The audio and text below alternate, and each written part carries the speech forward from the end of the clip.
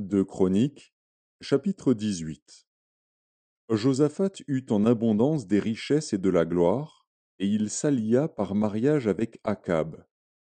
Au bout de quelques années, il descendit auprès d'Akab à Samarie.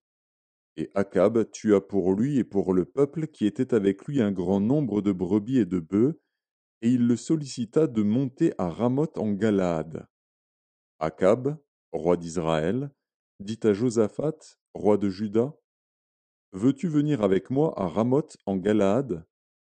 Josaphat lui répondit, moi comme toi, et mon peuple comme ton peuple, nous irons l'attaquer avec toi.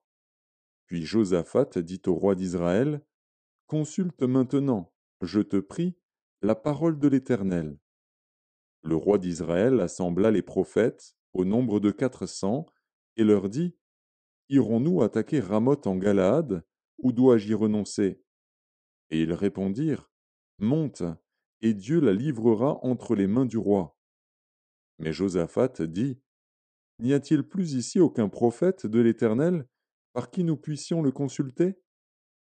Le roi d'Israël répondit à Josaphat, il y a encore un homme par qui l'on pourrait consulter l'Éternel, mais je le hais, car il ne me prophétise rien de bon, il ne prophétise jamais que du mal. C'est Michée, fils de Jimla. Et Josaphat dit, que le roi ne parle pas ainsi.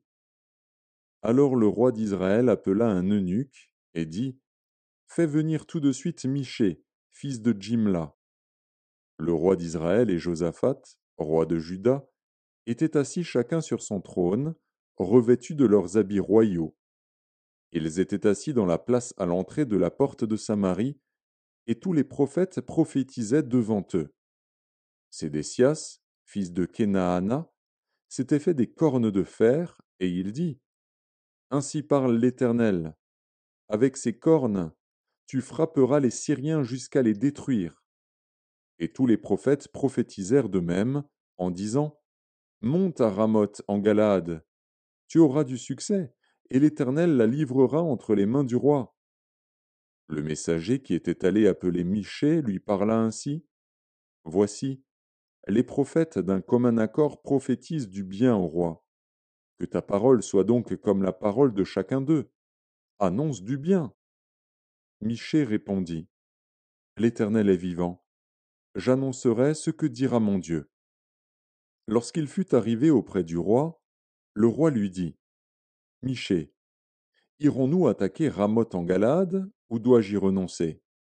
Il répondit, montez, vous aurez du succès, et ils seront livrés entre vos mains. Et le roi lui dit, combien de fois me faudra-t-il te faire jurer de ne me dire que la vérité au nom de l'Éternel? Michée répondit, je vois tout Israël dispersé sur les montagnes, comme des brebis qui n'ont point de berger. Et l'Éternel dit, ces gens n'ont point de maître, que chacun retourne en paix dans sa maison. Le roi d'Israël dit à Josaphat, ne te l'ai-je pas dit? Il ne prophétise sur moi rien de bon, il ne prophétise que du mal. Et Michée dit, écoutez donc la parole de l'Éternel. J'ai vu l'Éternel assis sur son trône, et toute l'armée des cieux se tenant à sa droite et à sa gauche. Et l'Éternel dit, qui séduira Akab, roi d'Israël, pour qu'il monte à Ramoth en Galaad et qu'il y périsse? Ils répondirent l'un d'une manière, l'autre d'une autre. Et un esprit vint se présenter devant l'Éternel et dit, moi, je le séduirai. L'Éternel lui dit, comment? Je sortirai, répondit-il, et je serai un esprit de mensonge dans la bouche de tous ces prophètes. L'Éternel dit, tu le séduiras, et tu en viendras à bout. Sors, et fais ainsi. Et maintenant, voici, l'Éternel a mis un esprit de mensonge dans la bouche de tes prophètes qui sont là, et l'Éternel a prononcé du mal contre toi.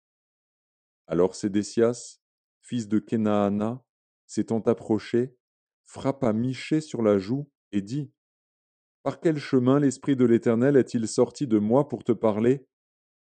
Michée répondit, tu le verras au jour où tu iras de chambre en chambre pour te cacher. Le roi d'Israël dit, Prenez Michée et emmenez-le vers Amon, chef de la ville, et vers Joas, fils du roi. Vous direz, ainsi parle le roi, mettez cet homme en prison, et nourrissez-le du pain et de l'eau d'affliction, jusqu'à ce que je revienne en paix. Et Michée dit, si tu reviens en paix, l'Éternel n'a point parlé par moi. Il dit encore, vous tous, peuple, entendez. Le roi d'Israël et Josaphat, roi de Juda, montèrent à Ramoth en Galade. Le roi d'Israël dit à Josaphat, je veux me déguiser pour aller au combat, mais toi, revêts-toi de tes habits. Et le roi d'Israël se déguisa, et ils allèrent au combat. Le roi de Syrie avait donné cet ordre au chef de ses chars, vous n'attaquerez ni petit ni grand, mais vous attaquerez seulement le roi d'Israël. Quand les chefs des chars aperçurent Josaphat, ils dirent, c'est le roi d'Israël, et ils l'entourèrent pour l'attaquer. Josaphat poussa un cri, et l'Éternel le secourut, et Dieu les écarta de lui. Les chefs des chars, voyant que ce n'était pas le roi d'Israël, s'éloignèrent de lui. Alors un homme tira de son arc au hasard, et frappa le roi d'Israël au défaut de la cuirasse. Le roi dit à celui qui dirigeait son char, tourne, et fais-moi sortir du champ de bataille, car je suis blessé. Le combat devint acharné ce jour-là. Le roi d'Israël fut retenu dans son char, en face des Syriens, jusqu'au soir, et il mourut vers le coucher du soleil.